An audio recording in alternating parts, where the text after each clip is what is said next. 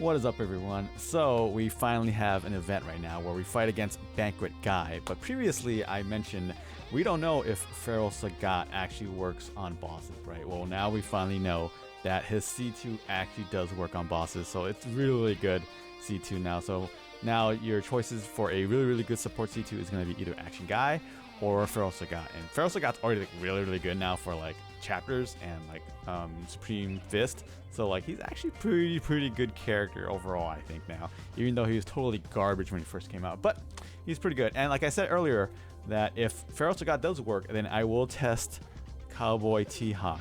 So what I did was I sacrificed basically almost all my turtles, because I had like a lot of turtles because I got like 16 of them from that event, and they should have been Starlights, but instead I got turtles instead. So I sacrificed basically most of them and turned them into div units with the substitute option. And yeah, now I have a Cowboy T-Hawk at a SSS with 6 cars. So he's actually pretty good as a raw support DPS. Like he just gives your whole team damage just for existing.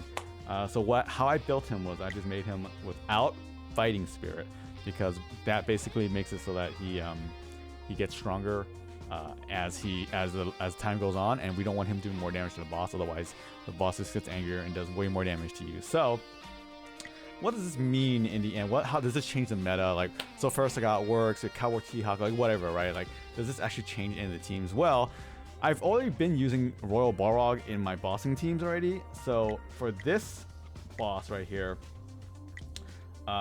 it actually makes my Balrog do even way more damage than before.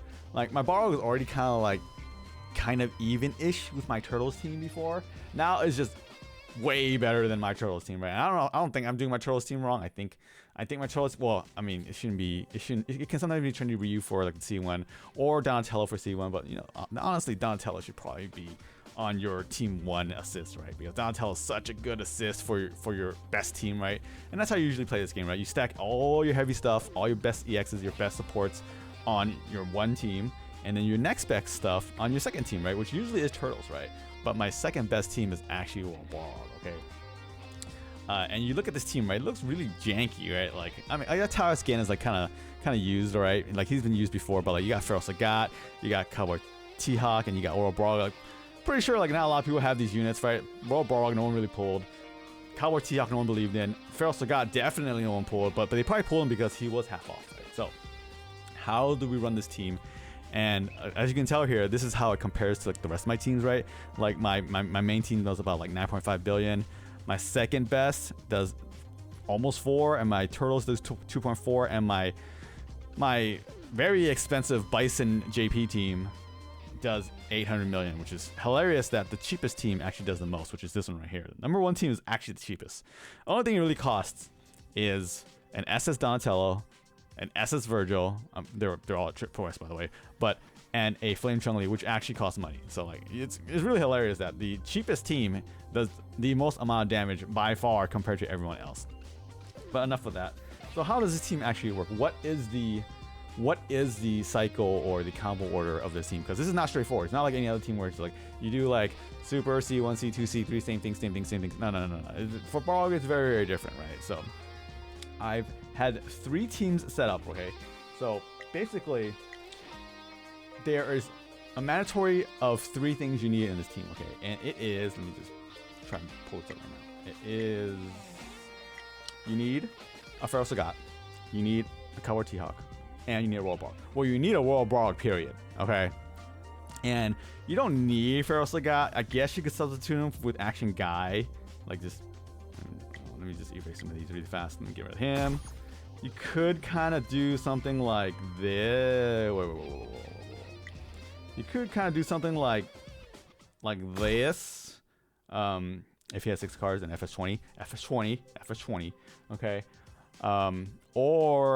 But T-Hawk does, not T-Hawk. I'm sorry, not this. There we go. I'm doing this wrong. Like, I don't know. He has to be in like this. This is a little weird, but this does work, okay? Is not as much damage as Feral Sagat for this team specifically. For this boss, right? Every boss is a little different, okay? But if you don't have Cowboy T-Hawk, you could kind of do either something like this too, or something like, actually you can probably do this too, or this, or something like this, or something like this. Look at that. Like any variation of these kind of work, okay? They all do similar amounts of damage, right? Plus or minus 10%, right? But if you have Action Guy, he does way less damage than Feral Sagat for this team specifically. But if you have this team, if you have the top three, right? You have Cowboy, T-Hawk. Let me put him back. If you have Cowboy T-Hawk, it has to be in main. You have Feral Sagat, and you have Balrog. Then whatever your fourth is going to be is either Santa Blanka, Taoist Gen, or Summer Elena. They're all gonna do relatively same amount of damage. Okay, so this is the hardest three to get would probably be the Feral Sagat, and the T-Hawk and the Balrog. Okay, but how does this team work? So let's take a quick look. I've already had 3 replay setup here. So this is my first team. This is the first team I really wanted to try out and see if it worked, and I think it does kind of work. But let me just do a replay of the 3 teams variations, right?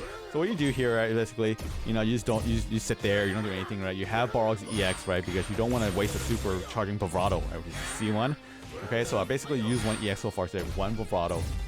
And then, eventually, when you have supers, right, you're going to do 2 C1s with Balrog. Okay, so for this team, you start off with Santa Blanka into C1 Balrog, into Feral Sagat C2, into Santa Blanka, and you do that twice, right? So basically, you're gonna do 2 Balrog C1s, okay? And after that, your combo order is gonna be Balrog, Blanka, Feral Sagat, Balrog. That's 1 combo, okay?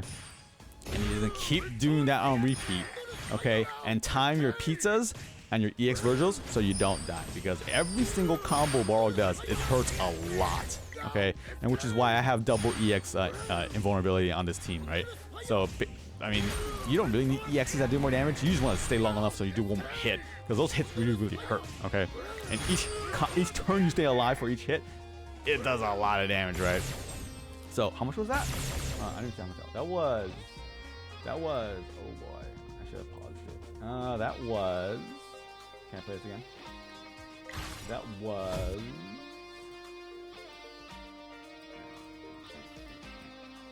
about 4 billion, right? So pretty strong for a team that just does like, what was that, 6 combos? It does 2 C1s and 2 C1 Balrogs and 4 C3 Balrogs, right? So 6 combos did 4 billion, which I don't know, feels like a lot of damage, right? But let's take a look at the next variation here. If you don't have Santa Blanka, and I don't think a lot of people actually bought Santa Blanka, and I don't blame them. You could do Summer Elena, which is also expensive, probably even more expensive than Santa Blanka, but you could run the same team here. The combo order is a little different. You don't have a C3 in the beginning, but it's fine. And when Summer Elena comes out, she kind of dances, which is really annoying because it kind of throws off the timing. But it's no big deal, right? Basically, the idea is still the same. Okay, you do 2 combos with C1 Balrogs. All right, you use the Balrog EX to get 1 Bravado, and 2 C1s give you 3 Bravado, and then you roll the combo with Balrog into T-Hawk into Feral Sagat into Balrog. Okay, T-Hawk, yes, does have a C1. He is a trigger unit, but he has a C1 and a super, which is funny. So it does work that way, right? So let's see. The timing is gonna be, you know, different depending on the boss, right? But overall, it's gonna be mostly the same as long as you know this combo. Okay, so do 2 C1s. This is my 2 C1s, right? And then Balrog just goes in. He just goes in, right? And then the first punch is probably gonna do how much? It did, what was that, like a billion, almost a billion, I think. I can't read these numbers that fast. Okay, pop the EX pizza so you survive the hit. Do a couple more combos, right? And then pop EX again to survive another combo, right? All right, that's the funny part about Balrog, right? He just, as long as he doesn't die and just does combos, he does a lot of damage, right? So how much damage was that? That was about 3.9 billion. It's pretty much close to 4, right? Almost the same, right? So that's this variation, right? And if you don't have Summer Elena and you don't have Santa Blanka, but you have an SS Gen. Okay, this is an SS Gen version. Okay, Lazy Bow, okay, told me this. He's like, I just do Taoist Gen. I thought about it, I'm like, I could do Taoist Gen, huh? He does give 50% more crit damage or something like that, right? So I'm just like, I'm gonna try this out too. It also gives a lot of meter. Okay, so so with Summer Elena and Santa Blanka, you do 2 C1s with Balrog and you do 4 C3s, right? So that's 6 combos total. With Gen, you do way more combos, right? Because he just gives you meter and he just kind of goes in. Also, I do have Abel as an assist here because for this boss specifically, he does like this one beam, and if you're lucky, the Abel shield just covers you and protects you. So it's kind of like an extra turn that you get to survive. So it's kind of something else here for this kind of team. But doesn't mean it won't work on other bosses, right? It just really works really well on this boss, okay? Same thing on this boss, right? Except this time you have a C1 for Gen, which gives you meter and gives you 50% crit damage on the C3, which is gonna be Balrog's hard hit, right? So that makes it really nice. But other than that, combo order is still mostly the same, except you don't do super with Balrog, you do super with Gen. Okay, so super with Gen into C1 T-Hawk into C2 Feral Sagat into C3 Balrog. Right? After you do the 2 C1 Balrog. Okay. Remember, you gotta do 2 C1 Balrog first. So it's Gen, Balrog, Gen, Balrog, Sagat, Gen, Balrog, Sagat, and then Balrog. Oh yeah, I forgot. You need to do 1 super with Balrog first, okay? Because you have to activate his royal status.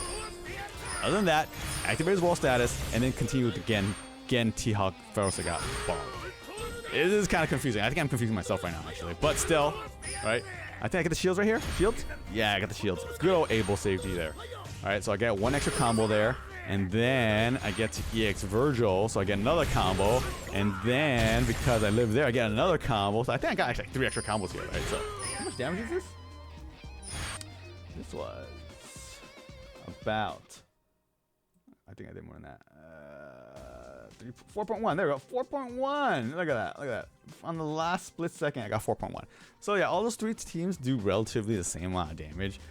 So I do think that as long as you have T-Hawk and Feral Sagat and Balrog, then your team 2 is gonna be extremely strong.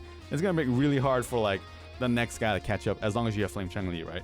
Now, I don't think they've released Flame Chun-Li in a long time. So I think they're doing that on purpose because Flame Chun-Li really just kind of skews the meta for anyone that actually paid like $29. I forgot how much she was, right? I think she was down to like $25 once. I forgot. But like literally you spend $25 and your one team is like stronger than like basically every other team combined for every on the entire leaderboard, right? So there you go. Which I think is kind of hilarious, but I think they're trying to fix that by releasing more units that do more damage, like Balrog and T-Hawk, and I don't know about this new guy that came out. I think he's more of like a PvP character, but you know, we'll see. I'm not gonna pull for him because I actually think he's a PvP character. I don't think he really does that good on bosses because C3 is like literally the longest C3 in the game. We thought Luke was long. We thought Firecracker Sakura was long. No. This guy's C3 is like super long. Speaking of guy, if you I don't know how I feel about this. I feel like the past few units that got released, they've kind of been a little lazy on like the framing of things, right? Like he's a little high on the screen. Maybe it's my phone, maybe it's my aspect ratio, but I don't know, right? But if you look at other units, right, like this one right here, like he's fine. He's like centered. He's fine, right? But like guy, he's like, why is he so off, right? And also, right, if you go to his challenge and you pick him. Look at the left icon right there. You can barely see his face. His face is covered by the symbols. His head is like ducking. Okay, so I don't know if they actually like test any of these, but either way, I do like that now. If you go to trials, you get to pick every single unit in the game, right? Even if you don't own them. I don't own some of these, right? There's no way I have like a Horror Oni or like any of the legendaries. Well, I do have most of them, but I don't have like the DJ. I don't have the Honda. Where's the Honda? I don't have these guys. But you can test him now if you wanted to because he's there in the trials, which is pretty cool. I do like the change. And also, about the framing here, if you guys notice, right, T-Hawk here actually takes up like the entire screen for some reason. So where's T-Hawk? I think I have him here, right? Like, so for some reason, he just eats the entire screen. I don't know why. I don't think any other character does this. So yeah, more of that framing stuff, which I do think they need to kind of like keep an eye on. And that hole is still there on the screen. Okay, that hole that, you know, I always talk about every single video where there's a little square in the screen, in the middle of the screen. That's unavoidable. If you can't see it, it's right there underneath Chun-Li's armpit. I really think they should fix that. They should really fix that. But yeah, other than that, the meta is still mostly the same, right? Flame Chun-Li's on top. Balrog's number 2 now by, I think, a wide margin. Turtles is, I think, 3, and number 4 is probably gonna be like Bison, Vega, something along those lines, right? I don't know if the meta is going to change anytime soon after that, because it takes a really long time for the meta to change for some reason. I don't know why. The meta just stays stagnant for like an entire year until something like Balrog came out. Which before that, what was the meta? I think Vega, Bison, any of the collabs that came out, all didn't really change anything except for JP, but kind of. JP just kind of went into Bison's team. Bison already existed. All right, I think the meta before that was like Vega. Vega was a big stir up, and Bison, Vega, Turtles, and Flame Chun-Li. That's it. And then some people, some battle zones, they don't have Flame Chun-Li. So literally, Balrog is the best team they can possibly make, right? Because they don't have Flame Chun-Li. They might not even have 4 teams. They might only have 1 team. Some battle zones, I think, only have 1 boss team, while we have 4. And I'm just like, wow. But it is what it is. It is what it is. Like, hold on, let me see. Like, if we go to Crusade right now and you look at the later zones, let's go to like the last zone right here. I think it's like between like 20 and 17 and 25, something like that.